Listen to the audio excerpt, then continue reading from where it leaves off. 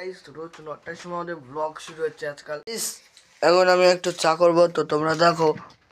প্রথমে এটাকে নিয়ে করে রেখে দিতে হবে গ্যাসের উপরে, তারপরে জল ঢালতে হবে। জল ঢালার পর গ্যাস চালু করতে হবে, অন করে দিয়েছি। এবার এটাকে নিয়ে করে এখানে বস করে দিতে হবে, আর একটু তাপ খেয়ে নিতে হবে, নাহলে ঠান্ডার সময় একটু গরম লাগবে। এবার গাইস সব থেকে মেন চা পাতা চিনি দেওয়া।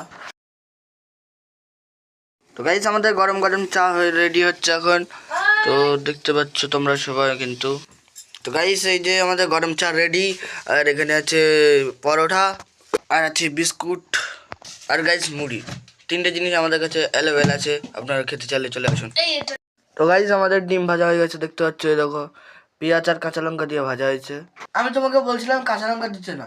ওটা বাজে, তো আমি এখন একটু পাতা কাটতে যাবো, আমি আর মা করে। তো এসে করে চান টান করে তোমাদের সাথে দেখা হবে বিকেলের দিকে, কেন কি এখন 100% চাষ হবে, 100% চাষ চান হয়ে গেছে দেখতে পাচ্ছ।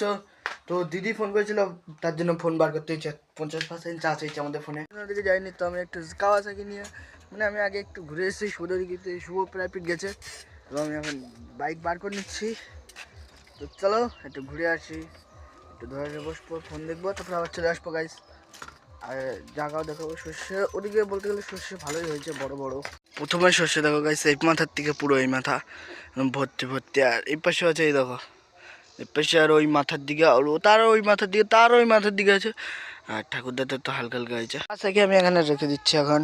তো এখানে স্ট্যান্ড মারবো, তো দেখো মারা হয়ে গেছে দেখতে পাচ্ছ। এই পাশের দিকে দেখতে পাচ্ছ একদম সর্ষে সর্ষে, ওই মাথার দিকে সর্ষে একদম ভর্তি। এইখানে দেখতে পাচ্ছ কি হয়েছে, দয়াটের হাল একদম ছিঁড়ে ঘুরে গেছে। দেখো লোকের বিলে ফেলা ভালো না, তো তুলে নেবো ওখান থেকে। আর এটা তো আগে দেখেছি একদম পরিষ্কার করে দিয়েছে, দেখতে পাচ্ছ। এই সর্ষেটা দেখো, লুক চেক করো কি সুন্দর গাইস না।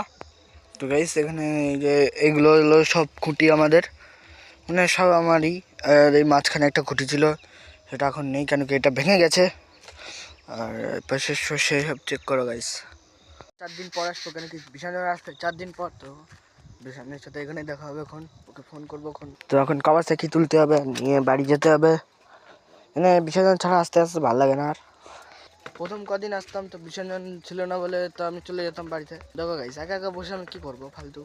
তারপরে যাওয়া শুরু করলাম সুবোধার দিকে। তো সুবোধার দিকে আমার মজাও আসতো, সুপর্ণারাও থাকতো, শুভও থাকতো, মহাদেব থাকতো, সবাই থাকতো।